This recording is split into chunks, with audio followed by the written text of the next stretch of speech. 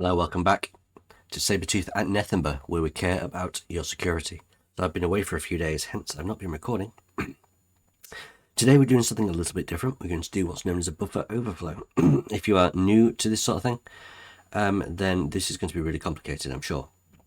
But I'll try and explain it to the best of my ability. And then next time we'll go back to what I call a regular sort of system. So the one I'm looking for is BrainPan, I believe. BrainPan 1. There we go. Train. Okay. So we have rated hard. Reverse engineer a Windows executable, find a buffer overflow and exploit it on a Linux machine. Okay. So we've got a Linux system which is running probably through Wine or something similar, a Windows exe. Interesting. Okay. BrainPan is perfect for OSCP practice, so I have the OSCP. These days I would say this is not true because there is no buffer overflow now in the new OSCP, so highly recommended to complete it before the exam. Exploit a buffer overflow vulnerability by analysing a Windows executable, that's an exe file, which is running on a Linux machine. Interesting. Okay, if you get stuck, don't give up or look for hints. Okay, we're going to join the room. You can see that there's no flags to grab here, so really we could just cheat and go click, click, click, and we're finished. But obviously, where's the fun in that?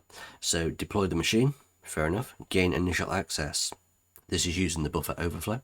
And then once we have the buffer overflow, we still have to escalate privileges to root. Okay, interesting. Fine, so we're going to start the system. I'm going to start cherry tree. The last one we did was anonymous, so this one's hard. So we're going to do add subnode, BrainPan, BanePan, lol. And this time there's going to be quite a few more things to note. We are going to have local IP, local Windows, local target IP. Then we're going to have local try hack me IP. What is it with this O? And then final target IP. And we don't normally go into this much detail. And here's the reason why. I'm going to, once I get hold of the exe file, if I try and run it against the target straight away, there's every chance it will crash, and I don't know what will happen at that point, whether I'll have to restart the system or whether there's some script running which will restart it for me. I don't know. But the idea is not to attack the target system until I can get the attack working on my own version of Windows. So let's take a look at these IP addresses. ifconfig. Hang on, no. First we need to connect to the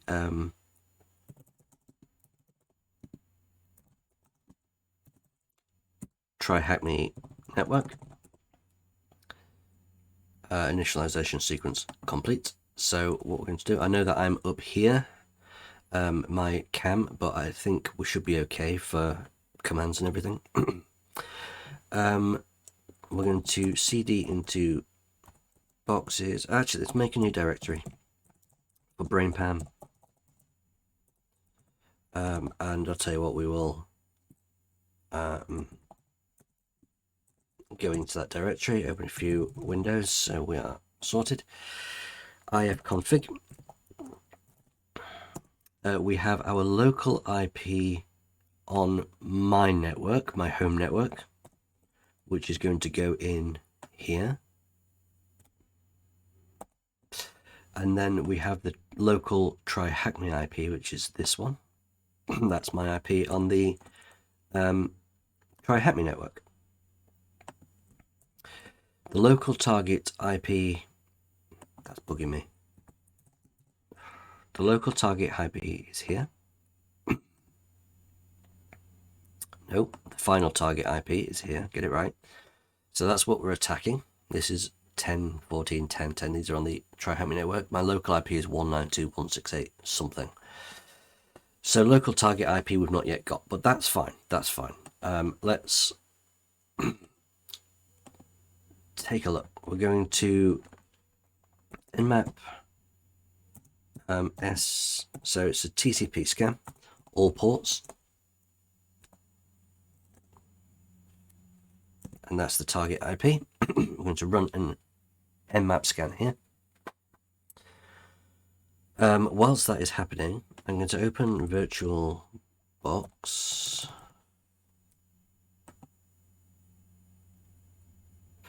And I have a Windows 7 system here. Now, I'm not sure, I mean, I was going to say I'm not sure what version of Windows the target's running, but technically it isn't. It's running Linux, which is running a Windows file, which makes it even more complicated. But I'm using Windows 7 for this. So I'm actually going to start this up as well.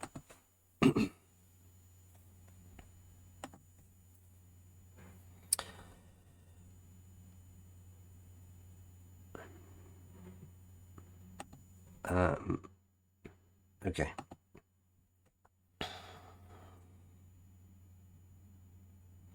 You see I've got Immunity Debugger installed. I've also got Mona installed, which is a script to make things a bit easier, but I don't think I'm going to use it. Excuse me. Not having a good day. Okay, so we're going to go cmd command, and we're going to do ipconfig.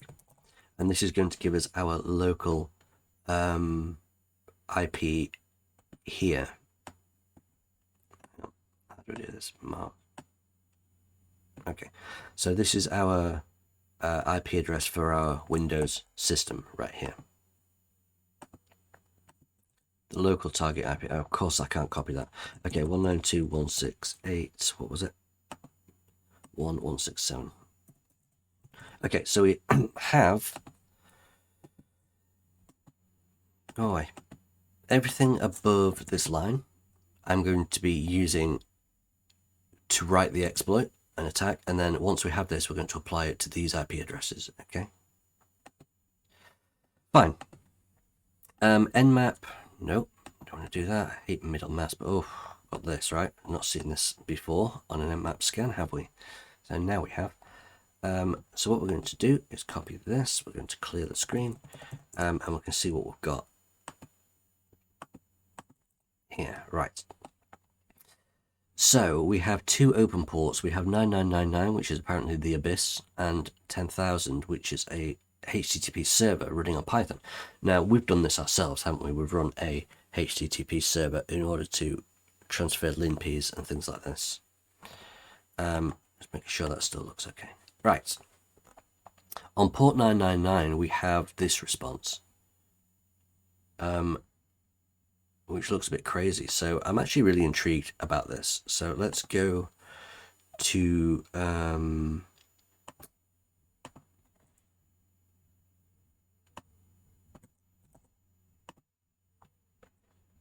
Netcat on this IP on port 9999, and we'll see what we've got. Okay, so it says BrainPan. This looks like the exe file. Enter the password. Hello. Access denied. Oh, and that's all we get. We could run again. Access denied. Okay, so that looks like the thing that we need to use our buffer overflow on. The other thing is port 10,000, right? So we'll do the same, and we'll go to 10,000. Okay, so it's a HTTP server. We know this. So I can always do like a HTTP request, like get that on HTTP 1.1 or something. Okay, so we can send a HTTP request and get a response. The best thing to do, though, is actually, because it's a HTTP, we can do this on port 10,000. And there we go. This is the website which is running. Are you practicing safe coding? Blah, blah, blah, blah, blah.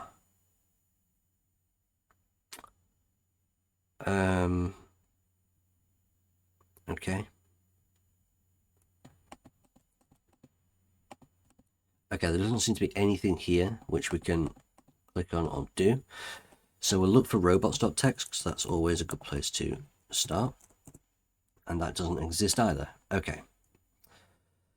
Interesting. So what we're going to do is we're going to run a directory brute force. Normally we use dirb for this, dirb, but in this case I think I'm going to use GoBuster just for some variety, to show that there are other ones to do. If you don't know the commands, you just run GoBuster and it shows you everything available. So we're going to do GoBuster, we're going to dir, because that's the directory and file finder. And if you do that, it tells you what's missing. So URL and word list. So the URL is HTTP on port 10,000.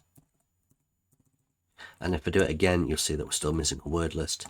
So we'll do word list, and we just need to find a list. So it'll be in tools, word lists. We'll use the actual standard dirb word list, I think. And you'll see that unlike dirb, this shows you how much it's actually already done. Okay, so using the basic word list, it's found one directory, which is bin. So we will take a look at that to make a copy. So port 9999 has BrainPan ex. I'll put service, right? Port 10,000 as this. It has a bin directory, so what we're going to do is try that out. Perfect, and we have this exe file which we can now download. Okay, so now we have our own copy of that BrainPan thing, which means that we can run our attacks on our own local copy, and if it crashes we just restart it, because we have the power to do that on our own Windows system, you see. So we're going to download this. We're going to put it in, it's already there, that's good. Lovely. So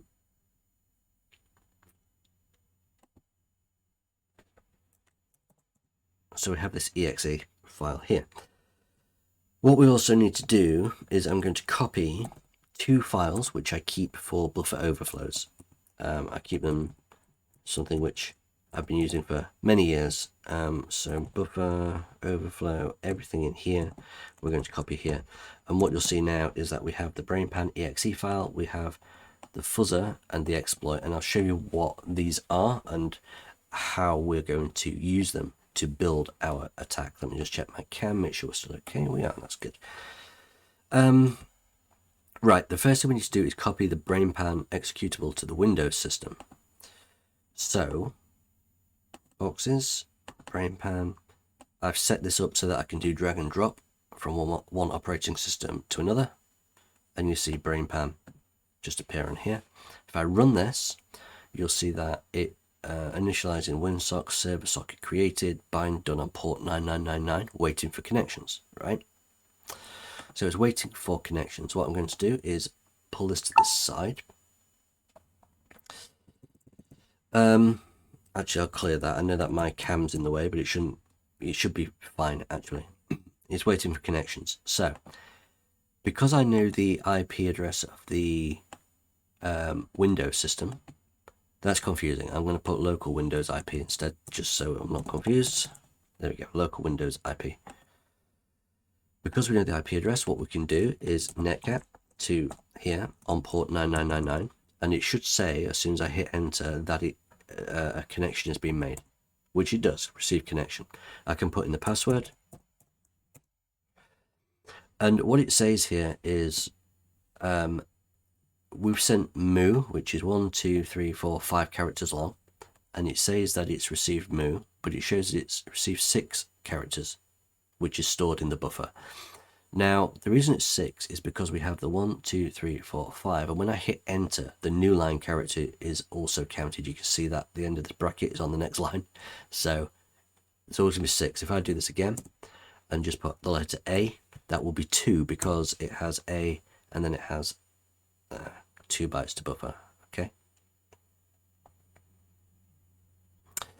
It seems to be running twice. It copies 6 bytes to buffer and it copies 6 bytes to buffer again. I'm not sure why that is, but I don't really think it matters.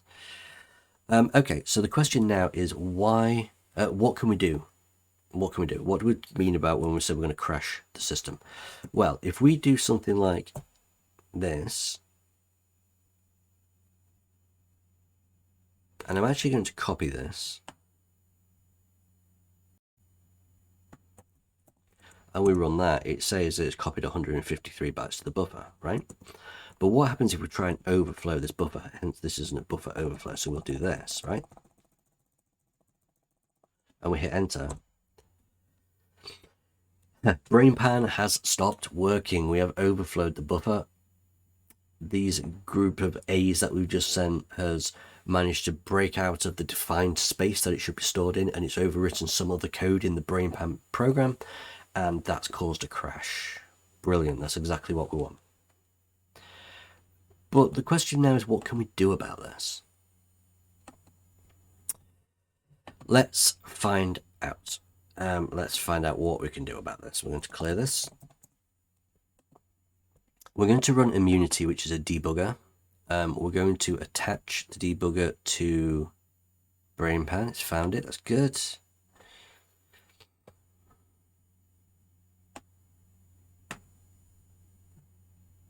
I'm missing something. What am I missing? Oh, this. There we go. Lovely. That's how I like to set it up. So this up here is all the instructions. When you have an exe file and you debug it, you cannot turn it back into the original code. It's basically like if you have ingredients for a cake. You can put all the ingredients in, but once you've made the cake, you cannot take all the ingredients out. So this is a way of looking at what's happening. It's pushing this and moving this and subtracting this and moving this and calling this and so on. And this is known as assembly code. It's not too complicated, but it can seem this way if you're not used to reading it, if you're not used to seeing it. This is the hex dump. We don't worry too much about this part at all. This is the important part, and this is important as well. So we have registers, and there are 8 main ones: EAX, ECX, EDX, EBX, ESP, EBP, ESI, and EDI. And each of these you can think of as a container where you can store information. You can't store much information. You can store 8 bytes of information. So 4 bytes, sorry. So we have a byte is like 2 characters here, so we've got 75, D5, 3C, 33. That's 4 bytes of information stored in this register, okay? And there's a special one here called EIP. Now, EIP is important because what this contains is the location. You see all these locations here, look, all the way down here. Is the location of the next instruction to be run. So if we look at 3117.1280, 3117.1280, the next instruction that's going to be run is this push EBP, right? It doesn't matter what push EBP means. You don't need to know that at this stage.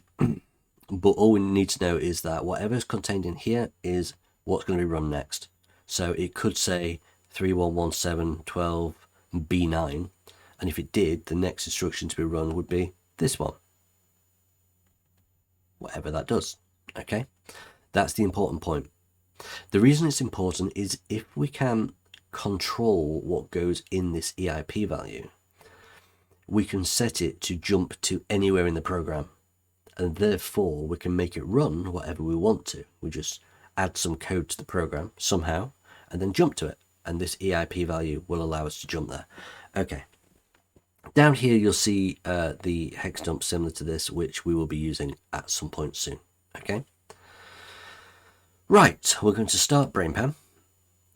What we're going to do is we're going to do this again and see what happens when it crashes. And when it crashes, it's overwritten with 61, 61, 61, 61. You see all these A's here and all these A's here. These are all, you'll see it here, like A equals 61, 61, 61, 61. A, 61, 61, 61, 61. And every character's got its own, what's known as hex value. What I can do is I usually like working with capital letters, so we can run again and we can do that, and that will be 41. And let me explain why that is in just a second.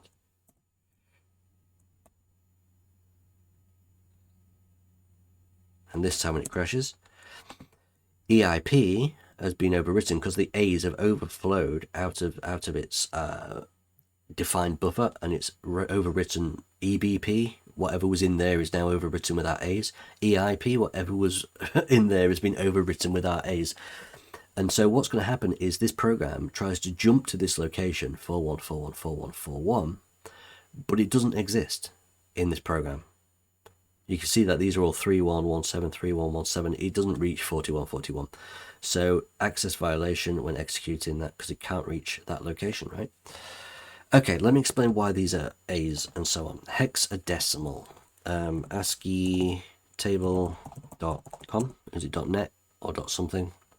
Let's zoom in a little bit here. So we are using hex values, and you'll see that A equals 41 and the lowercase a equals 61. Technically it's not 41, it's 41. We count in decimal, dec meaning 10, and so when you get to the 10th value it changes. So you got 1 2 3 4 5 6 7 8 9. As soon as you get to 10 you add a 1 in front, and then you got 11 12 13 14 15 16 17 18 19, and as soon as you reach the 10th value it got a 2 in front. Hexadecimal, we have 16 values, right? So hex meaning 6 and decimal meaning 10, so 16 values. We have 40, 41, 42, 43, 44, 45, 46, 47, 48, 49, so that's 10 there. And then 4A, B, C, D, E, F, and that's 6 there. So you have 10 values with a 4 in front, and then it changes to the 5. And you've got 10 values with a 5 in front, and it changes to the 6, and so on.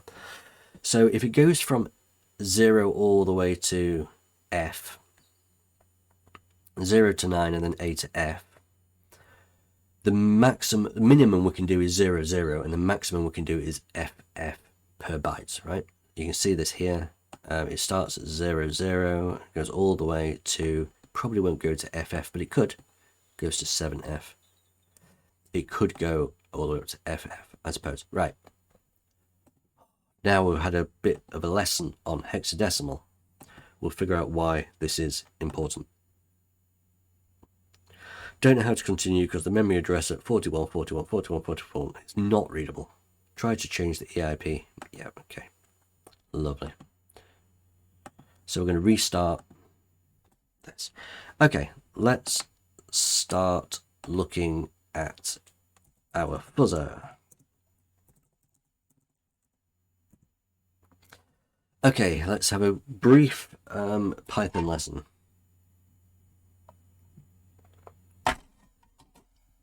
So we are running Python 3. It's importing these libraries. The socket is used here, and time is used for this time sleep, and the sys is used for just a few other bits here, exit, right? So you have to import these libraries in order to use them. The IP address that we are going to attack is going to be the Windows IP.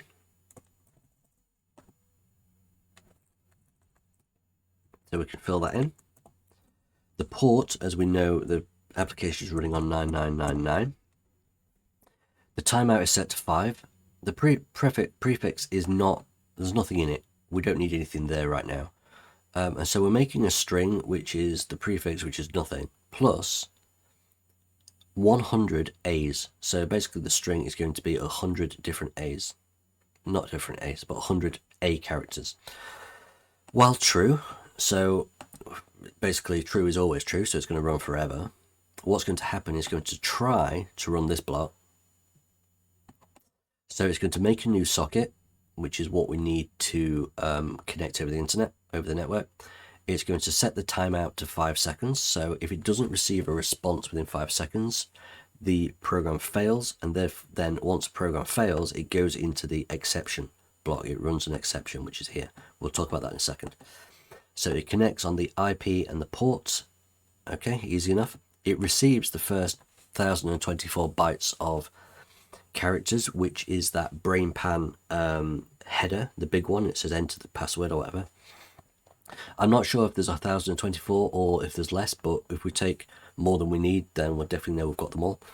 It's going to tell us that it's running with 100 A's or 200 A's or 3, however many it's on. It's going to send that to the server and it's going to receive the response. Okay. Then it's going to jump over the accept block and it's going to do another 100. It's going to add another 100 A's. So now it was 100, it's now 200. Next time it'll be 300, then 400, and so on. It's going to sleep for a second and it's going to repeat this. Eventually it will crash. When it crashes, it's going to run this code. It's going to say fuzzing crashed at, it tells us exactly where it's crashed, well, to the nearest 100, and then it's going to exit. This is our code. So we'll see this in action now and it'll make much more sense. We're going to run this fuzzer.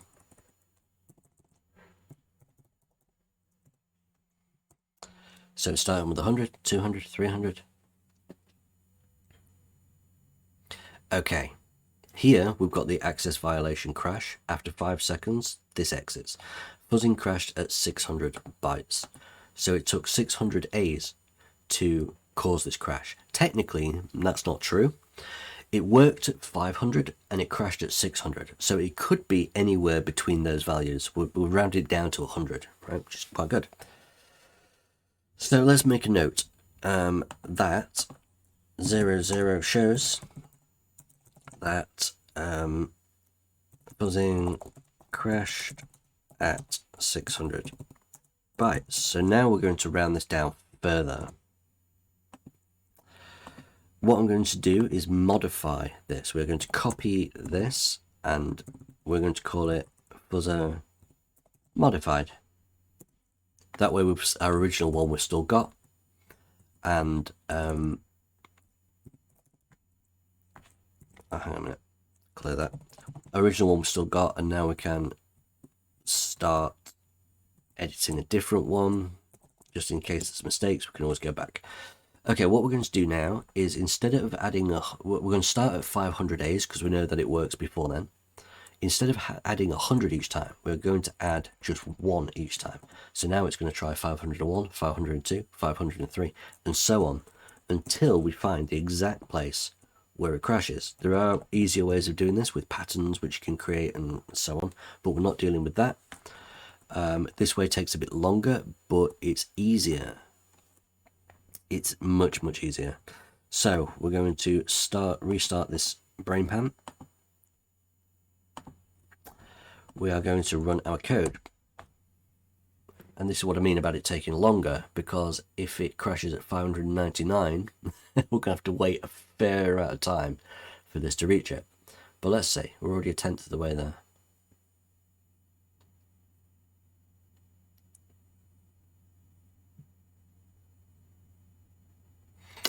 Okay, 520 it crashes. Nice, nice. So 00 modified shows that the app crashes at, well,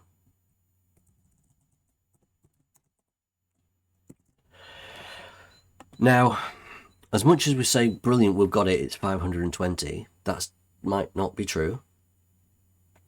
The reason being that this works in 4 byte blocks. So here we've got 75df, 43df, that's 4 bytes. It could be that it took 516, and by the time it reached the end of that to get to 520, it crashed. Therefore 516 is the culprit. Or it could be that it crashed at 520, which is fine. Or it could be that it accepted 524, but it crashed at the beginning of those 4. Does that make sense? So really we've got a range of 516 to 524, I think. Yeah, it's 4 either way. It's just like borderline tests, you see. Boundary tests, sorry. Okay. So we're going to move on to our next code, which is the 01. And let me explain this one as well. Okay, we're importing just socket this time. we have our IP address, which is the same as before. Grab this.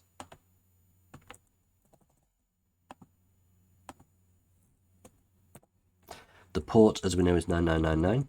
Now, a lot of these strings here are going to be empty, right? They're going to be massively empty. So prefix has got nothing in it, and as we go, we're going to fill some of these in. Offset, we know we're going to go with 520 as a good starting point. So it's going to start at 520 A's. The return address, what we're then going to do is put in 4 B's, and then we're going to put in a load of C's. Doesn't matter how many, right?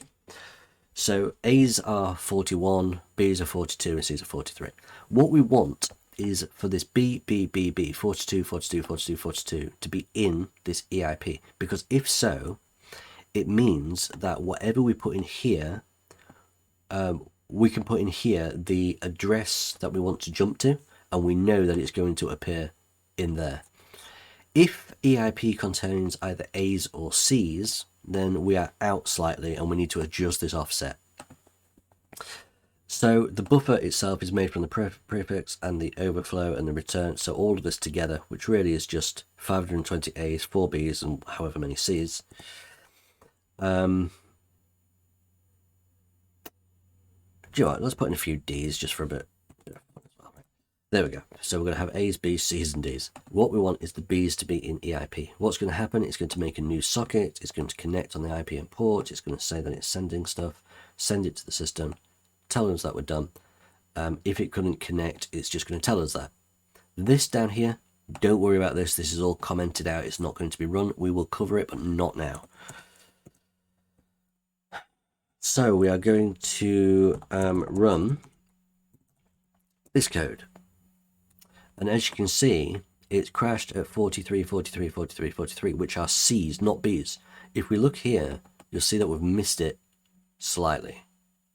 We are slightly out. Now, because we wanted the B's and it's actually gone the C's, what we actually want is more A's. Because if we get more A's, it's going to push this down, and it's going to push this down to where it needs to be. So if we know we need more A's, hang on a minute. What we will do is give it 4 more A's, because we said that there was like a boundary test to do. We're going to run this again, and this time you'll see we are 42, 42, 42. Our 4 B's have made it into EIP, and you can see that immediately after that it's going to run our next code, which is C's and D's. Brilliant. So there's our 520 A's down here. Okay. Another important thing to note is that ESP here, 0022 F930, 0022 F930 is holding exactly the start of our C buffer. That's important to know, because what we could do is replace these C's with code, which will give us a reverse shell. And then we can use these B's here to jump to this address. Okay. Okay, I'll explain that more as we do it. Nice. So all I'm going to put in my notes is 01 shows that that 524 bytes puts BBBB in the in EIP, right? Okay. So we're going to copy 01, and we're actually going to now call it 02. So we've got our original one. So now we can start editing 02. So we're always keeping previous copies just in case we mess something up. What is the next thing to do at this point? The next thing to do at this point is to figure out if there are any bad characters. So what I mean by this is we have oh, I've not got it here now, but we have 41, which is A's, and 42, which is B's, and 43, which is C's, and 44, which is D's, and these all show quite well. But maybe there's some like 08 or 0A or 24, I don't know, which if the programmer takes this value, it could cause it to go crazy. Like it might process that value in a way we don't expect, and therefore it will break any code which we apply to this.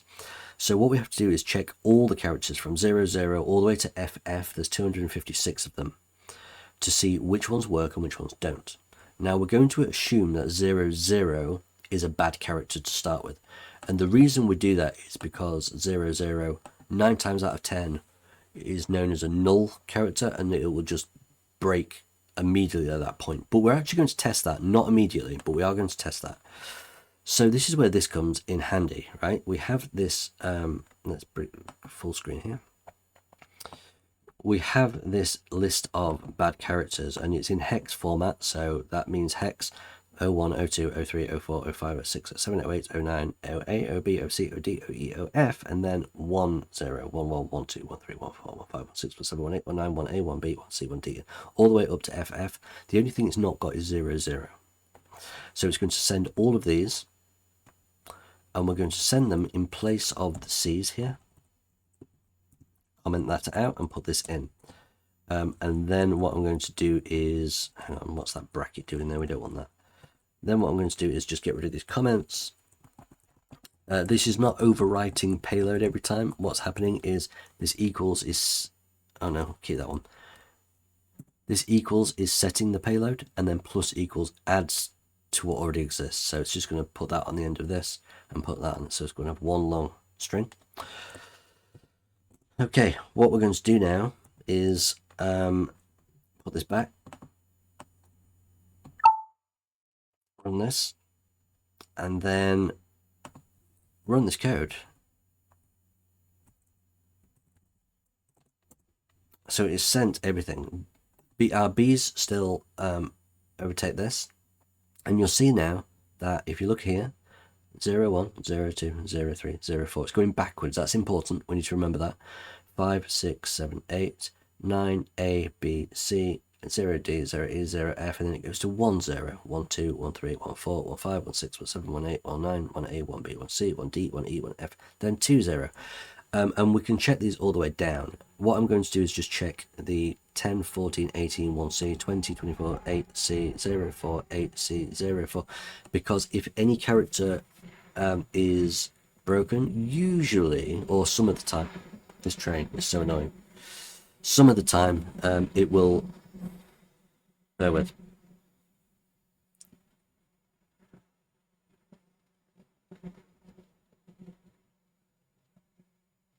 Oh, come on. Some of the time it will remove that character, and that will then change the, the 4 won't be in this place, it'll be there or something. But I need to have a scan down just to make sure. You'll see that 41, 42, 43, 44 is A, B, C, D. We know this, right? And then 45, 46, 47, 48 is E, F, G, H. So we can just have a quick look down and see if anything messes up at any point. 81, 82, 83, 84. There are scripts which can do this for you, like Mona, but I'm not using that. I'm doing it manually. I sometimes like doing just a manual scan just to be sure. Mona is definitely more accurate. Okay, once we get to F9, FA, FB, FC, FD, FE, FF, it then goes to 44, 44, 44, 44, which are 4Ds. This looks fine to me. Now, out of curiosity, let's see what happens if we put a 00 in there, just to see if it is actually a bad character. 9 times out of 10 it is.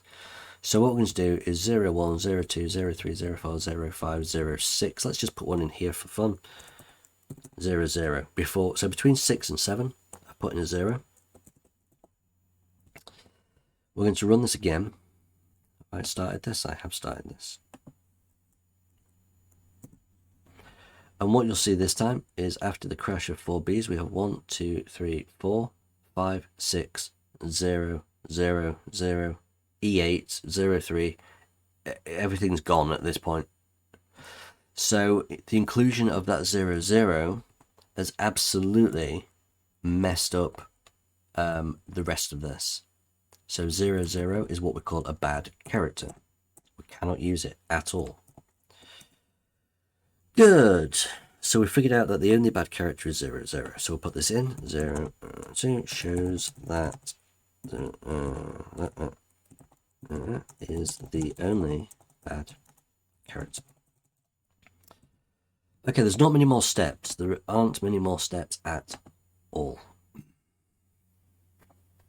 So I'm going to close this. I'm going to make a copy and call it 0, 3. Bear with me. Okay, I'll just check my phone, that's all. So we're now going to edit number 3. And what we're doing here, well, we're removing the bad characters because we don't need this anymore. We've tested for that. That can go. That's why this is at the bottom commented out. It's useful to keep. What we now need to do is replace these B's so that it jumps to the beginning of our C's. And you think, okay, well, that's easy. The reason that would be easy is because, hang on.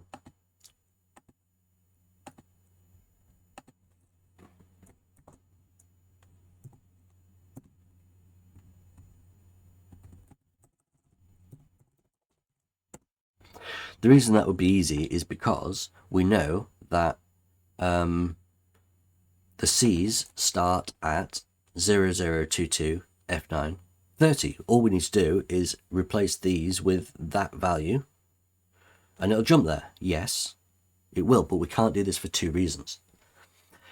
Firstly, we are using a Windows 7 system, and these locations here, memory locations, are randomized between Windows versions, between system packs and updates, and just the memory space is randomized each time. So although it's always 0022 F9 30 on my Windows 7 system, it might not be on the target, because the target, if you remember, is Linux running a Windows program. It might have everything in a different location. We can't jump there directly for that reason. Secondly, even if we could, it has 00 here, and we know that's a bad character. We cannot supply 00 anywhere, so we still wouldn't be able to jump there directly. So what can we do instead? We know that no matter what memory location the C's begin at, it doesn't matter where it is, wherever it is, that location is stored in the ESP register. So what about if we change EBP to jump to a location which contains an instruction to jump to ESP. So we're going from EBP, jump to something which contains jump to ESP, and then that jumps to whatever ESP is, which will always be the start of our C buffer. That's the complicated part, chaining it together. What we need to do is find a jump ESP instruction. We're going to right click and search for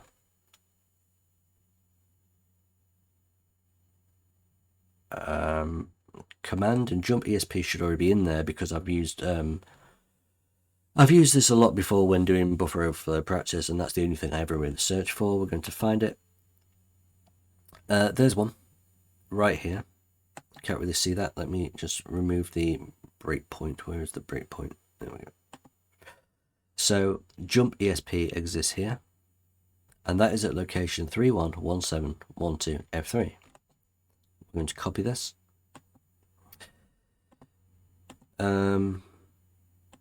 Okay, so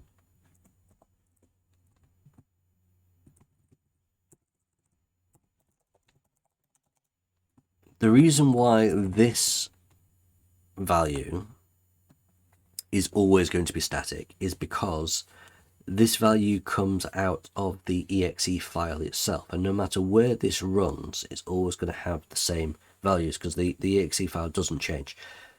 If we took a jump ESP from a Windows module like a DLL file or something else running, then it would change depending on the version of Windows, but this is going to be static. So this value also doesn't contain a 00. We've got 311712 1, 2, F3. Now, if you remember when we did the all the characters 1, 2, 3, 4, etc., they were all backwards: 0, 1, 0, 2, 0, 3, 0, 4, going from left to right. This is known as endian. We have big endian, we have little endian. One goes one way, one goes the other. Doesn't matter. But because we know we're working backwards, we're going to say return needs to be, therefore be, F3, because we're going backwards, right, in bytes. 12, 17, 31, right? It's just this backwards. F3, 12, 17, 31. Okay? So what we'll do now is actually replace these B's with our address. And what this address, this goes into EIP. EIP follows this address, which contains jump ESP, and then it jumps to the start of our C's. Okay? How do we know that this will work? Well, let's find out.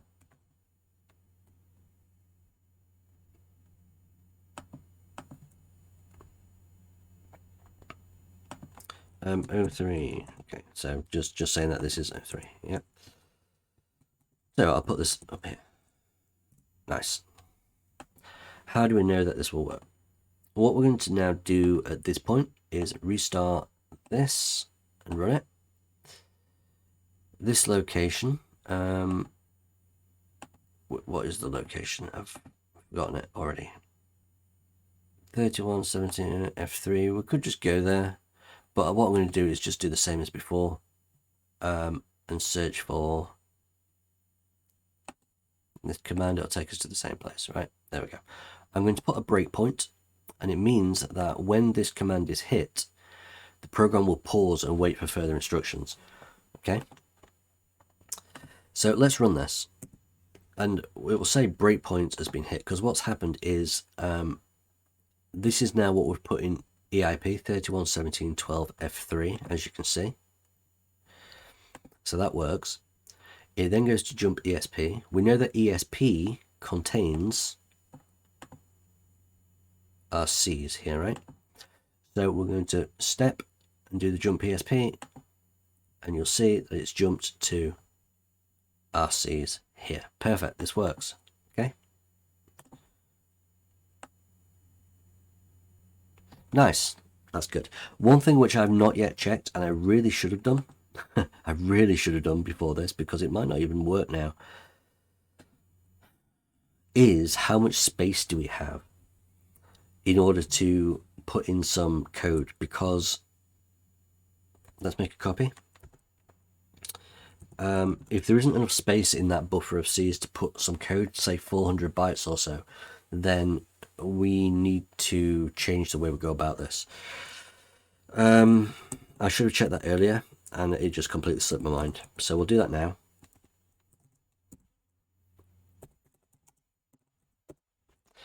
So at the minute we've only got a few C's, but what if we do, say, I think 400 is suitable for payload, 350 perhaps. We'll do 400 C's. Well, first we'll do something ridiculous like 1,000 C's and see if that works. So we're expecting to see 1,000 C's followed by 4 D's. Yep.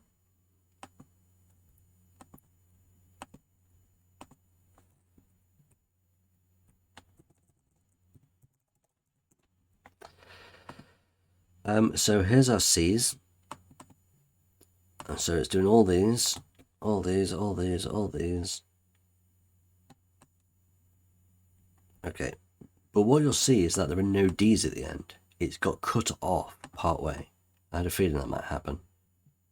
Huh. So it doesn't allow 1,000. We've not got space for 1,000. I'm hoping we've got space for 400, because 400 is kind of, I think, the maximum we need for a reverse shell payload. So let's just pray at this point that 400 is okay. And to run this again, that's running, yeah, run this again. And you'll see now, hopefully, that we've got our C's. Brilliant. And it's got our D's on the end. which means that it's got all 400 Cs and it's still got space for extra at the end. Perfect. We've got at least 400 bytes worth of space here. Oh, that could have been bad. I needed to check that earlier, to be fair. No matter. 04 shows that we have 400 bytes of space for shellcode.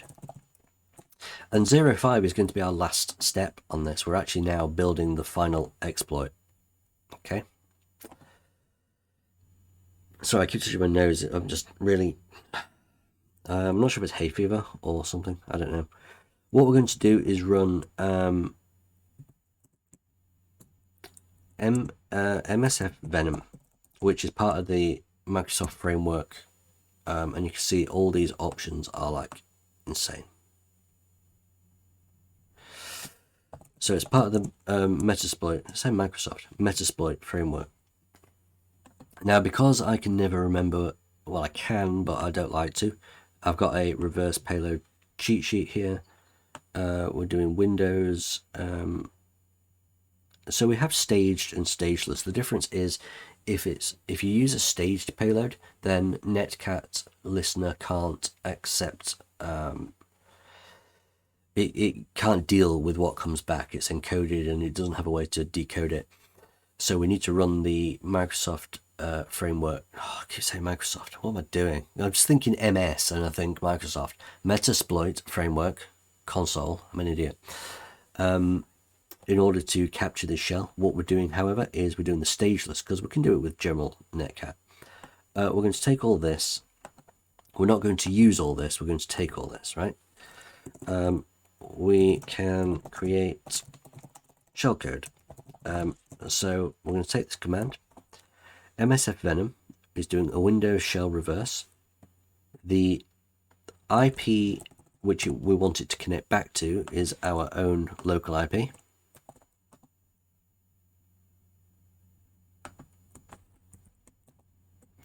The port which we want it to connect back to, let's say 1234. We don't want it in exe format because if we do, that's to save it as an exe file. We don't want that. We just want it in either Python format or C format or something like that. We'll just try Python. I think that works. We'll do C. It doesn't really matter either way. But what we need to do is specify a bad character, which is... Do you know what? I've been caught out with these quotes before. That's awful.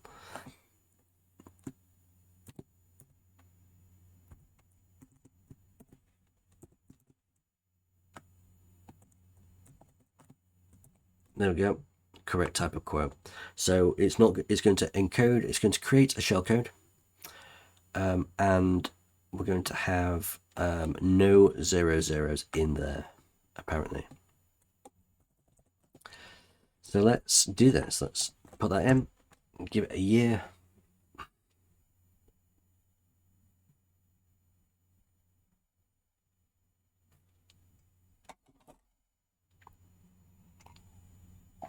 There we go. Now, you'll see, if you look through all this, that we've got a DD63, D974. There are no 00s throughout any of this. It's also 351 bytes, which fits into our 400 Cs quite nicely, actually. The only problem is, I'm not entirely sure how, I should have set the, don't mind me. Okay, fine. So what I'm going to have to do, and there is a way of doing this in MSF Venom, but I can't remember how right now. I'm going to have to actually create the payload and then put the plus to add to it. And I'm going to do this on every line. There must be an easy way of doing this. I just can't remember how to do it, quite honestly. I just really can't remember how to do it. I'm not sure if I can just put it all in brackets. Actually might work. It doesn't matter. I'm doing it this way for now. I will figure it out for next time, but I'm doing it the long way around for now. Sorry about this. But let's have a talk about what else we need. Because this payload is encoded, it has to be encoded because otherwise it will contain 00s. It's encoded to remove those. It is also shrunk down. And when it's run, it needs space to expand again. Now, it could expand downwards and overwrite our 4Ds. I say downwards, but no, I'm not going to go into that. It could also expand upwards, and if it expands upwards, we've got more of a problem because, hang on a minute. If it expands upwards, it can overwrite this, and therefore our code will break. So what we need to do is give it a bit of padding, just some space where it can extend into if it needs to expand. So we call this a NOP sled, and the reason it is we give it a 090, and what that does in hex is the no op operation, which is just do nothing and carry on. And if we give it, say, 20 of those, what's going to happen is it's going to jump to our NOPs, NOP, and it's going to slide all the way down them and then run the payload which comes after it. So we also add a NOP sled to padding. Okay.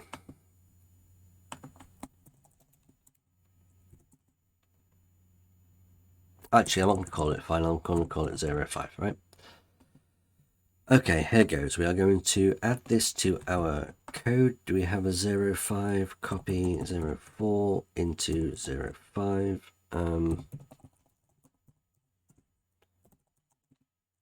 edit 05.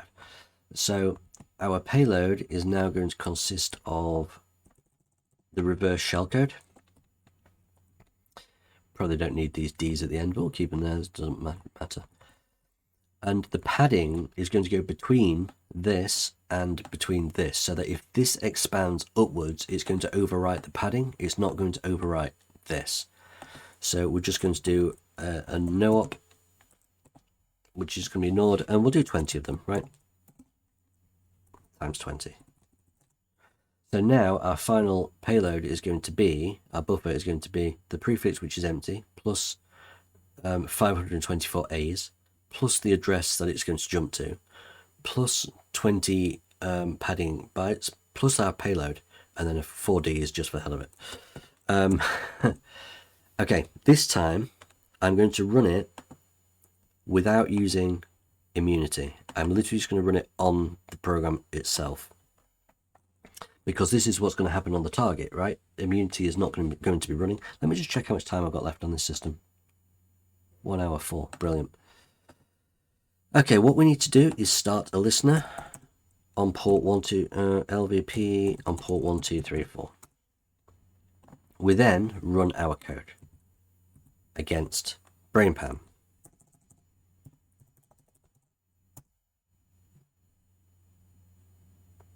And we go back here and we see a connection has been received. The reverse shellcode worked. We have access to this Windows system. We can do a directory, see BrainPan is on the desktop. We can go into other directories and take a look. And we've got contacts, desktop, favorites. Perfect, right? This works, it's great. So that's the code we needed to send, including our D's at the end. How funny is that? That's the code we needed to send in order to get a shell back. And that's something that we never would have been able to figure out manually. So this is why we did all the debugging and so on. Brilliant. We're not done yet. We are not done yet, because now we need to get this working on the target, right? We don't have to rewrite all our code. All we need to do is replace the reverse shellcode to one which matches what we need. So let me put this in. There. Excellent. So we now generate shellcode for the target, and this is final. Oh, it's getting exciting. Okay, we are going to exit out of our shell, clear that. Okay. I'm going to leave this open just in case we need to edit things further, but at this point I don't think we do. So we are going to copy 5 to final.py and then nano final.py. Okay, what we're going to do is get rid of the payload, because this payload is, hang on a minute, this payload is no good now. That's for our Windows system. What we need to do is generate a new MSF Venom. So let's copy this.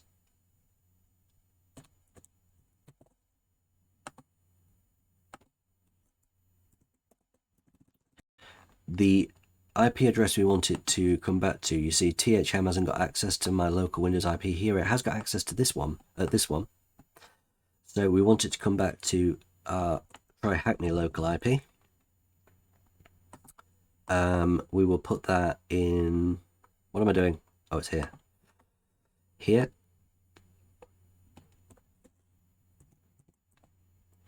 And we'll keep the port as 1234, the bad character. That's it. That's the only difference we need to make. That is the only difference we need to make. Amazing, right? So we can now run this code and generate a new shellcode. Unfortunately, then I've got to put the payload thing in, which is a bit of a pain. 351 bytes, which is lovely. We'll make a copy of this. We'll throw it in here, and we'll just do the same as before. It won't take long. And I think that's it. Now, it does say, I think, on the website that once we gain access, which is the bulk of the work, we then need to root it and escalate privileges. So we're not done even when we've got access. But hopefully, that shouldn't take too long. I might just upload limpies or something like that. We know it's a Linux system running a Windows app. Oh, that's a good point. We've done a Windows reverse, but really, if this is a Linux system,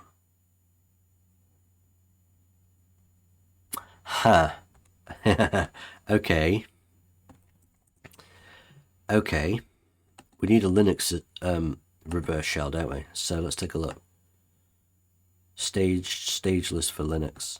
So Linux. Okay, we'll use this one. Interesting. That nearly caught me out. We will change the type because it's no longer Windows we're dealing with, it's Linux. Windows Linux, yeah, that's exactly what we want. Go away. I think that's right.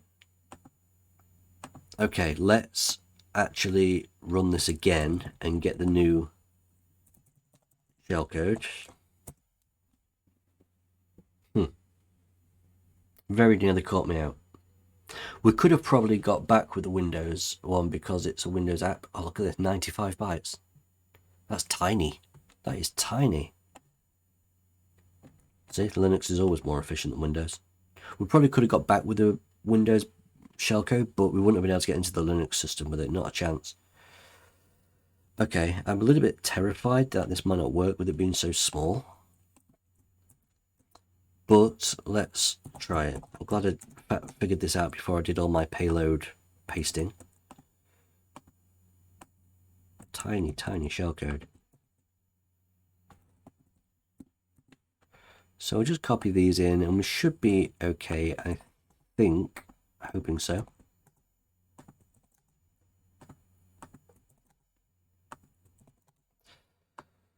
And we'll get rid of that at the end. We don't need that.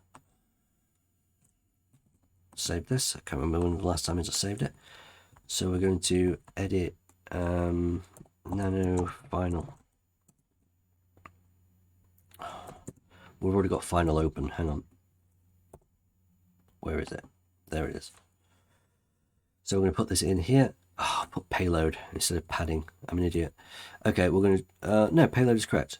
Payload is correct. That's fine. I'm not an idiot. We're going to save this. I've got a feeling this isn't going to work.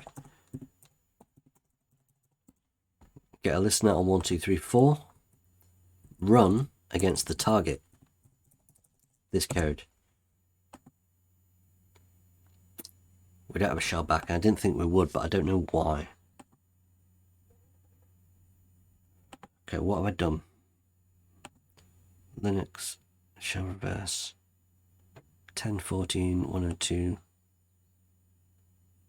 6.7 looks about right. 1, 2, 3, 4.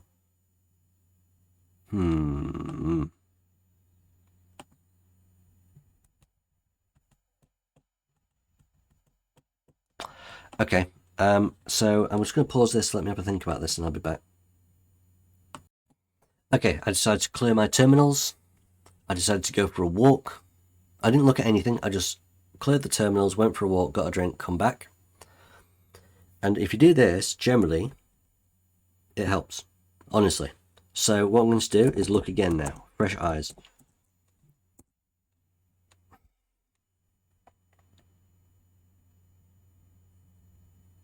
There. That is still the Windows IP on my local system. Oh dear. Still sending it to my own local Windows, not to the Try Hack Me server. That was my mistake. That was my mistake. Sometimes you just need to take a break and come back, and that's it. For those of you who know how buffer overflows work, and we're looking at that thinking you're an idiot, yeah, you're right, but at least I figured it out. Let's try it this time, shall we? Python 3. Let's run a listener. Let's pray.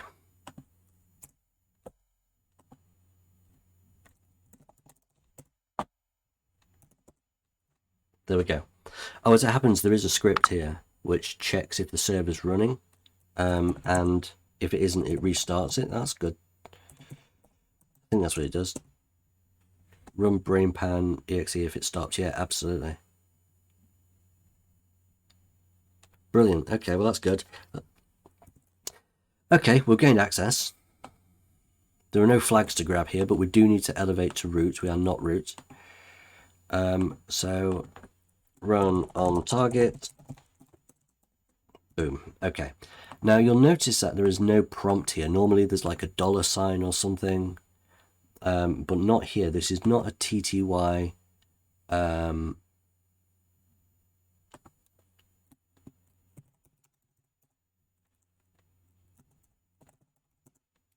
Sorry, I know there was a link there, but it's broken and I can't be bothered to update it. So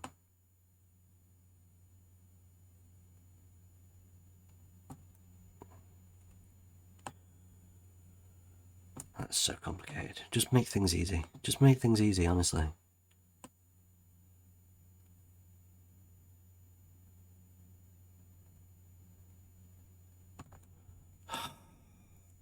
Just make things easy. Give me what I want to know. Don't faff about with. I mean, maybe that first one was good because this looks about right, actually. I probably should have just used the first one. If I do that to upgrade it to a full TTY, you'll see that I'm Puck at BrainPan, and that's my location. So now we have this prompt, which is what we're used to using. Okay, so that kind of works. That kind of works. Okay, nice. Maybe I should have used the first one. Whatever. What we need to now to escalate. Now all we need to do is root the damn thing. I could upload linps, but the first thing I usually do is check sudo to see if I can run anything without a password. I can. Without a password, I can run home anansi bin anansi util. Huh. That looks like a... I don't know what that is, to be honest. I can't even pretend to know what that program is or does. Anansi util. Interesting. Let's have a look for GTFO bin. I've never heard of that. I've never heard of that program. Anansi. No, it doesn't exist here. It must be a custom app or a very obscure app which I've not heard of. Let's run it. Let's run this app and see what we can do. We can run it without root apparently, so we'll run this. Permission denied. Ah, that's not good.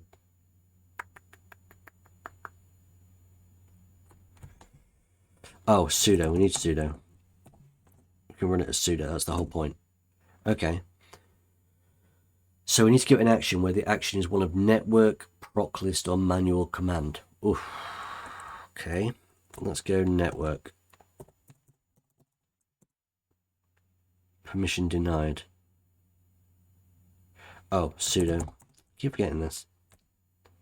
Let's just copy this damn thing, because otherwise I'm going to... There we go. Okay, that gives us IP addresses and things. Okay.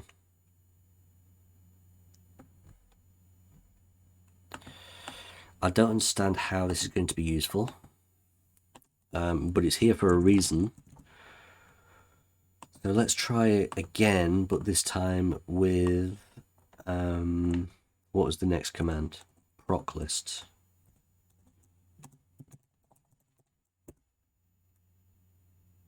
Unknown terminal type. And the next one was manual command. So what if we do a manual, get the manual for sudo. No manual entry for manual. Oh, it does tell us about sudo though.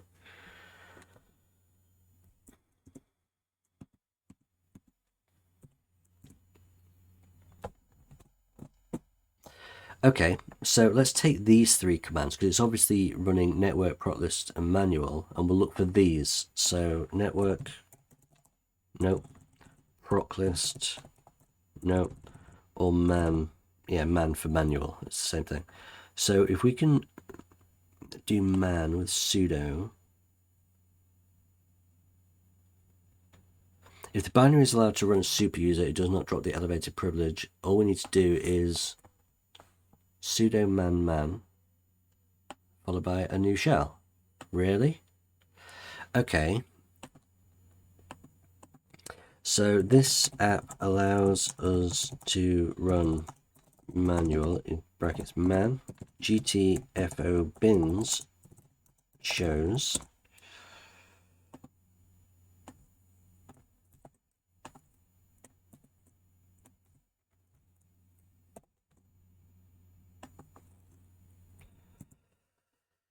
so we should be able to get root using this command, just creating a new shell, sudo man. So what we're going to do is that's insane.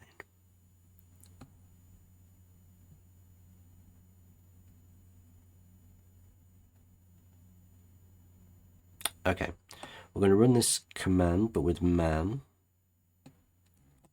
sorry.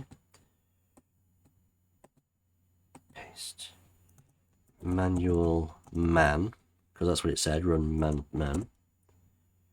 And then instead of pressing return, what I could do is put in this.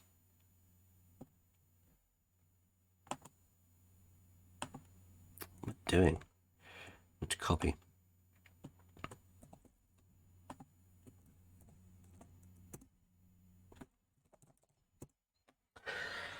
There we go. Who am I? Root. Perfect. I don't think there's any flag files, so there's no root.txt or anything like that. Oh, there's a b.txt.